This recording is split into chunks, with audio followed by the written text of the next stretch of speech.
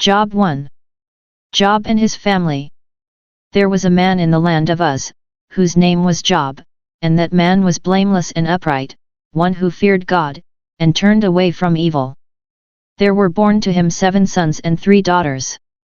He had 7,000 sheep, 3,000 camels, 500 yoke of oxen, and 500 sheeses, and very many servants, so that this man was the greatest of all the people of the East. His sons used to go and hold a feast in the house of each on his day, and they would send and invite their 3 sisters to eat and drink with them. And when the days of the feast had run their course, Job would send and sanctify them, and he would rise early in the morning and offer burnt offerings according to the number of them all, for Job said, "It may be that my sons have sinned, and cursed God in their hearts." Thus Job did continually. Attack on Job's character. Now there was a day when the sons of God came to present themselves before the Lord, and Satan also came among them. The Lord said to Satan, "Whence have you come?" Satan answered the Lord, "From going to and fro on the earth, and from walking up and down on it." And the Lord said to Satan, "Have you considered my servant Job, that there is none like him on the earth, a blameless and upright man, who fears God and turns away from evil?" Then Satan answered the Lord, "Does Job fear God for naught? Hast thou not put a hedge about him and his house and all that he has, on every side? Thou hast blessed the work of his hands, and his possessions have increased in the land. But put forth thy hand now, and touch all that he has, and he will curse thee to thy face." And the Lord said to Satan, "Behold, all that he has is in your power, only upon himself do not put forth your hand." So Satan went forth from the presence of the Lord. Job loses property and children. Now there was a day when his sons and daughters were eating and drinking wine in their eldest brother's house, and there came a messenger to Job, and said, "The oxen were plowing and the asses feeding beside them, and the Sabaeans fell upon them and took them, and slew the servants with the edge of the sword, and I alone have escaped to tell you."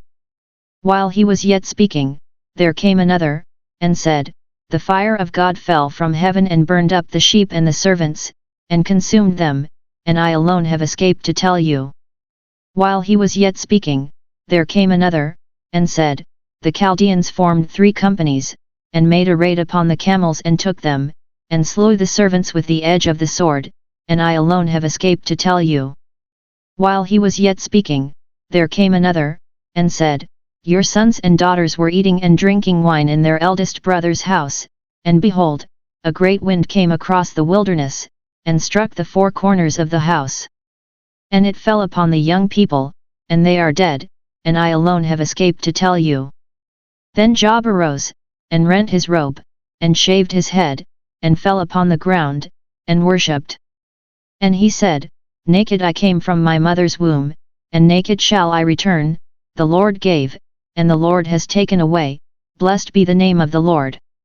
In all this Job did not sin or charge God with wrong. Job 2. Attack on Job's health.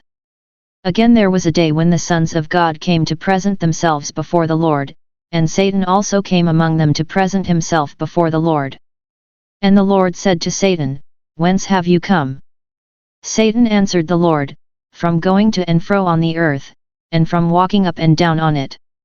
And the Lord said to Satan, "Have you considered my servant Job, that there is none like him on the earth, a blameless and upright man, who fears God and turns away from evil? He still holds fast his integrity, although you moved me against him, to destroy him without cause." Then Satan answered the Lord, "Skin for skin. All that a man has he will give for his life. But put forth thy hand now, and touch his bone and his flesh, and he will curse thee to thy face." And the Lord said to Satan, "Behold, he is in your power, only spare his life."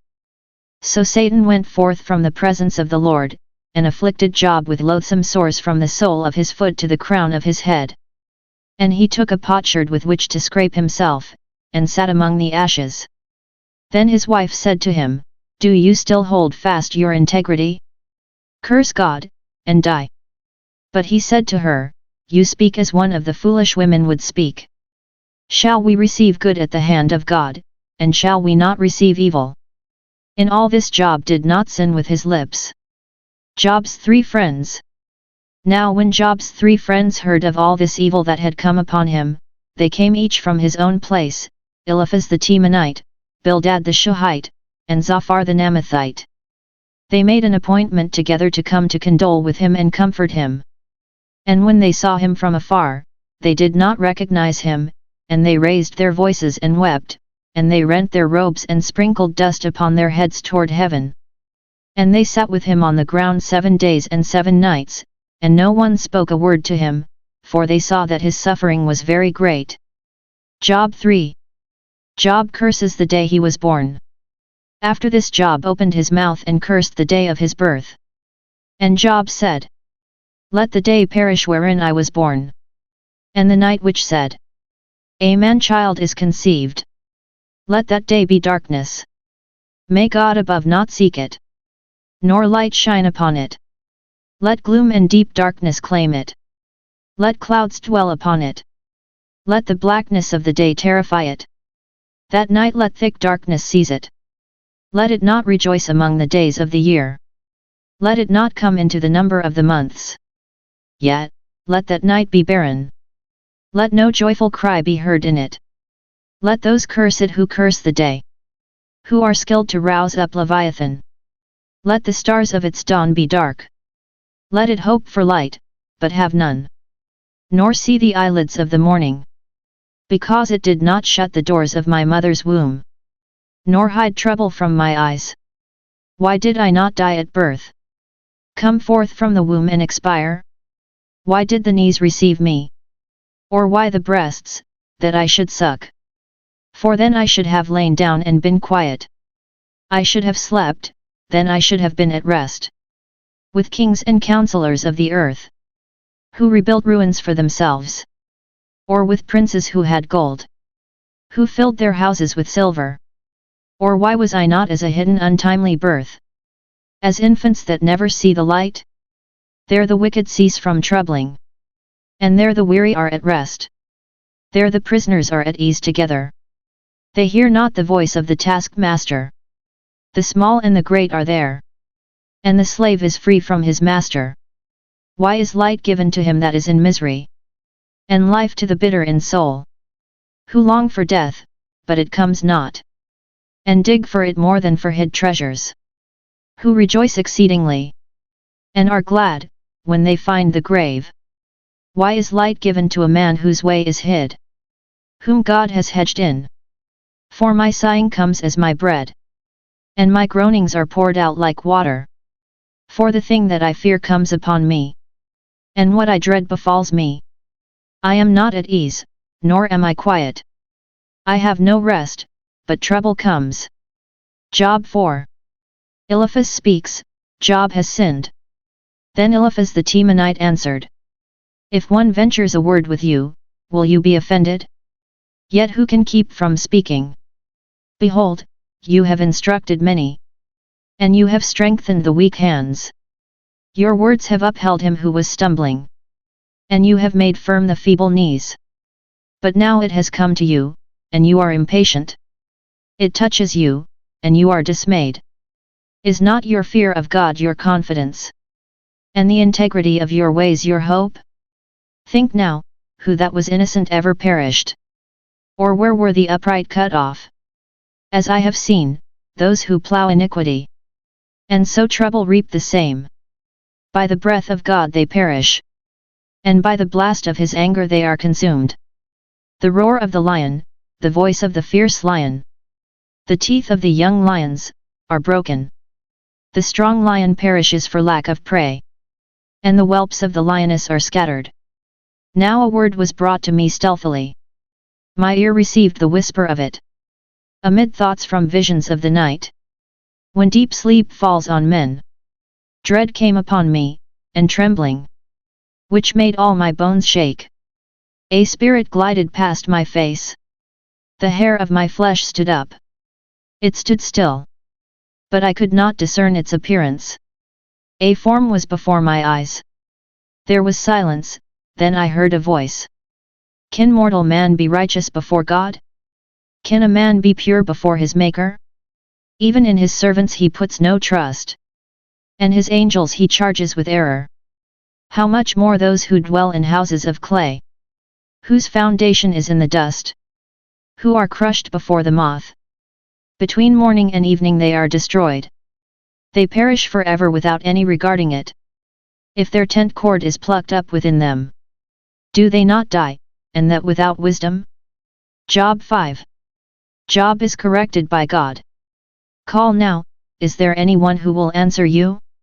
To which of the holy ones will you turn? Surely vexation kills the fool, and jealousy slays the simple. I have seen the fool taking root, but suddenly I cursed his dwelling.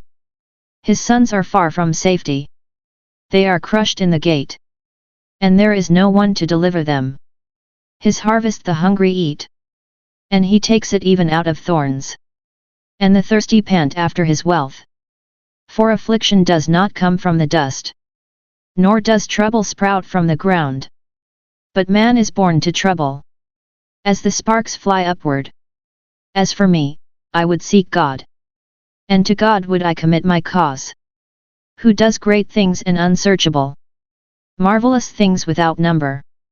He gives rain upon the earth, and sends waters upon the fields. He sets on high those who are lowly, and those who mourn are lifted to safety.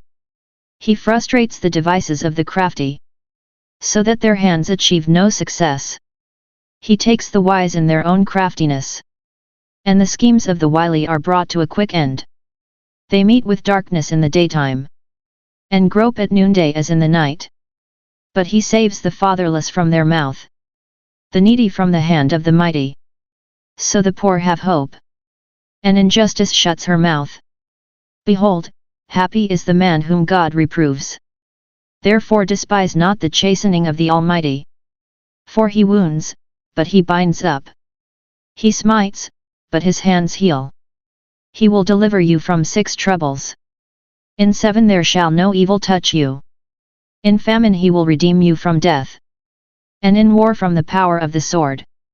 You shall be hid from the scourge of the tongue, and shall not fear destruction when it comes. At destruction and famine you shall laugh, and shall not fear the beasts of the earth. For you shall be in league with the stones of the field, and the beasts of the field shall be at peace with you. You shall know that your tent is safe, and you shall inspect your fold and miss nothing. You shall know also that your descendants shall be many, and your offspring as the grass of the earth. You shall come to your grave in ripe old age, as a shock of grain comes up to the threshing floor in its season. Lo, this we have searched out, it is true. Hear, and know it for your good.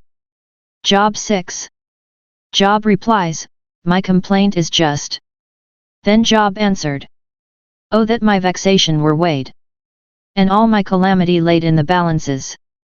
For then it would be heavier than the sand of the sea. Therefore my words have been rash. For the arrows of the Almighty are in me. My spirit drinks their poison. The terrors of God are arrayed against me. Does the wild ass bray when he has grass? Or the ox low over his fodder? Can that which is tasteless be eaten without salt? Or is there any taste in the slime of the purslane? My appetite refuses to touch them. They are as food that is loathsome to me.